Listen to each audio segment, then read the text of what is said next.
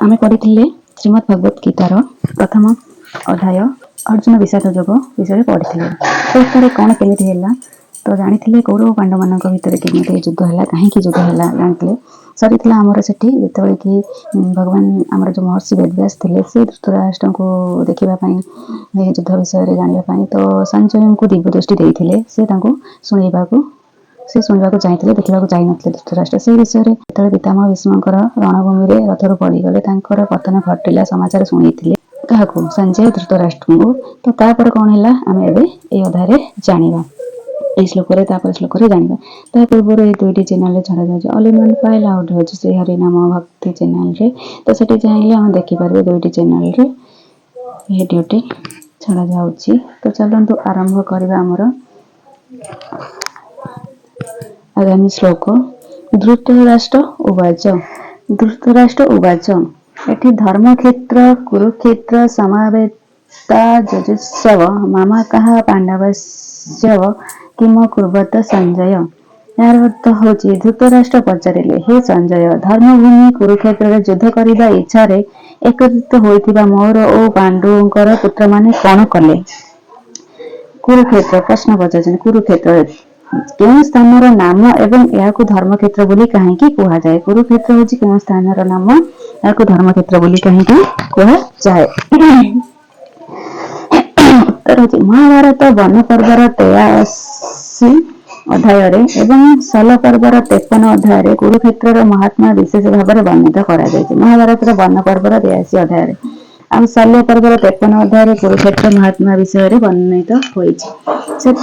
सरस्वती नदीर दक्षिण भाग एवं दशवती नदीर उत्तर भाग मध्य अवस्थित बोली कुहाଯାଇଛି। कुरुक्षेत्र कौ स्थान धर्मक्षेत्र बोली कुहाଯାଇଛି कौ स्थान अवस्थित सेटा होछि कि हमर सरस्वती नदीर दक्षिण भाग एवं दशवती नदीर उत्तर भाग मध्य अवस्थित बोली कुहाଯାଇଛି। कथित अछि एहार दैर्घ्य और प्रस्थ 5-5 योजन थिला। कथित अछि एहार दैर्घ्य और प्रस्थ 5-5 योजन थिला। एही स्थानटी आम्बला ठारू दक्षिण एवं दक्षिण ठारू एही स्थानटी आम्बला ठारू दक्षिण एवं दिल्ली ठारू उत्तर दिगरे अवस्थित एवं मध्य सेठारे कुरुक्षेत्र नाम स्थान रहिछि। कछि एही स्थानटी आम्बला ठारू दक्षिण रे अवस्थित एवं दिल्ली ठारू उत्तर दिगरे अवस्थित एवं मध्य सेठारे कुरुक्षेत्र नामक स्थान रहिछि। एहार गोटे नाम सामंत पंचक। एहार गोटे नाम अछि सामंत पंचक। शतपथ ब्रह्मांड आदि शास्त्र कहा जाय जे एठारे अग्नि इंद्र ब्रह्मा आदि देवता माने तपस्या करथिले। एठी कोन अग्नि और इंद्र ब्रह्मा आदि देवता माने तपस्या करथिले। राजा कुरु मध्य एठारे कठिन तपस्या करथिले। राजा कुरु मध्य एठारे तपस्या करथिले। पुणी एठारे मरुथबा लोकंकु परम गति प्राप्त हुए। यह छड़ा अन्य केतेक कथा मध्य रही ए सब कारण धर्मक्षेत्र बा पुण्यक्षेत्र कहा जाए। प्रश्न धृतराष्ट्र केउमानंकु लक्ष्य करी मामका और पांडवा पद व्यवहार करिसेंति पुणी ताहा सहित समवेत और जजुत्सव विशेषण लगाई जेउ किम अकुर्वत कहिसेंति तार तात्पर्य कौन। धृतराष्ट्र मामका पदटी निज पक्षरे समस्त योद्धा मानक सहित निजर दुर्योधनादि 101 पुत्रक पई कहिसंति एवं युधिष्ठिरଙ୍କ पक्षर समस्त योद्धाଙ୍କ सहित युधिष्ठिर आदि 5 भाईଙ୍କ पई पांडवा वध कहिसंति। तो समावेत और जजुस्व विशेषण देई ओ किम अकुर्वत कही धृतराष्ट्र गत 10 दिनर भीषण युद्धर पूर्ण विवरणी तथा युद्ध पई एकत्रित होइतिबा एही सब लोकमाने युद्धर प्रारंभ किपरि कले किए कहा सहित युद्ध कले एवं किए कहा द्वारा केतेबेले निहित हेले इत्यादि जानिबाकू चाहिथिले।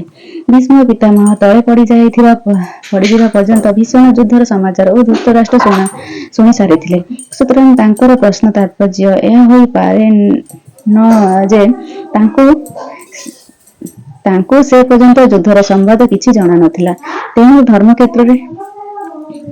तेणु से धर्मक्षेत्र रे प्रभाव रे तांकर पुत्र मानक बुद्धि सुधरी जिबारु सेमाने पांडव मानक सेमानक स्वत देई युद्ध कले नाही कि अथवा धर्मराज युधिष्ठिर एही धर्मक्षेत्र रे प्रभाव रे प्रभावित होई युद्धर निवृत्त होई गले कि बस ए पर्यंत दुई पक्षर सेना ठिया होइचंती कि किंबा युद्ध होइछि ना नाही एवं जदि होइछि ताहा परिणाम कोन इत्यादि इत्यादि विषय जानिबाकू चाहिथिले बोली मध्य कुहा जाई न पारे। धृतराष्ट्र पचारिबारु संजय कहिले संजय उवाच दृष्टा तु पाण्डववाणीकं गूढं दुर्योधनस्तदा आचार्यमुपसंज्ञं राजा वचनं ब्रवीत। संजय कहले युद्धारंभ समय राजा दुर्योधन व्यूह रचना युक्त पांडव सेना को देखि द्रोणाचार्य पाखक जाई कहले दुर्योधन को राजा बोली कहबार अभिप्राय कौन?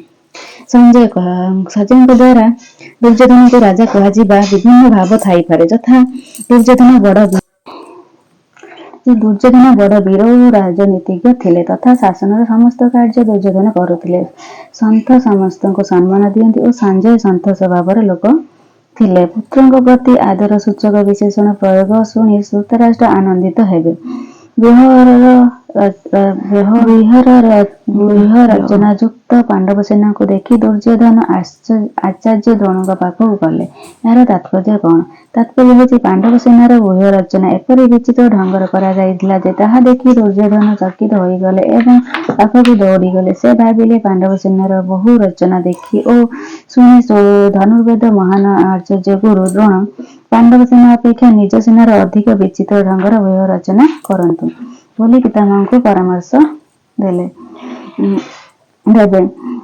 दुर्योधन राजा होई स्वयं सेनापति पाखକୁ काहेकि गले? तांकु निज पाखକୁ डकाई सबु कथा काहेकि बुझाई नदेले? पितामह भीष्म प्रधान सेनापति थिले सत तथापि कौरव सेनारे गुरु द्रोणाचार्य स्थान मध्य अत्यंत उच्च और दायित्वपूर्ण थिला। सेनार मुख्य योद्धा मानकर जेउ स्थान नियुक्ति हुए जदि से सेठारु चली जाती तेबे सैन्य सज्जार अवस्था आसी जाए। तेणु द्रोणाचार्य स्थान न घुंची दुर्योधन स्वयं पाखक जावा उचित बोली मन कले। ता छड़ा द्रोणाचार्य वयोवृद्ध और ज्ञानवृद्ध होइथिबा संगे संगे गुरु होइथिबारु सम्मान प्राप्त थिले। पुणी दुर्योधन को तांको साहाय्यर निज स्वार्थ साधना करिवार थिला। तेणु तांको सम्मान देई तांकर प्रियव्रत हेबाकु दुर्योधनଙ୍କର अभिलाष अभिलाष थिला। पारमार्थिक दृष्टि समस्त को नम्रतापूर्ण सम्मान युक्त व्यवहार प्रदर्शन करने उचित।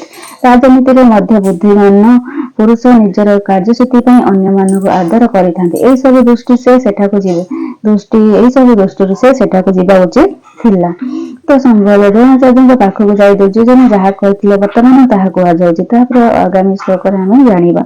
तो एतिकी मोर कहिछि मोर एटा दुईटी चैनल छाडुछि जेमिति कि होछि all in one file out होछि हरिहर श्री हरिहर्स नामर भक्ति चैनल जोटे भगवान खाली भगवान का ऊपर सेटा रे दुईटी रे छाडुछि।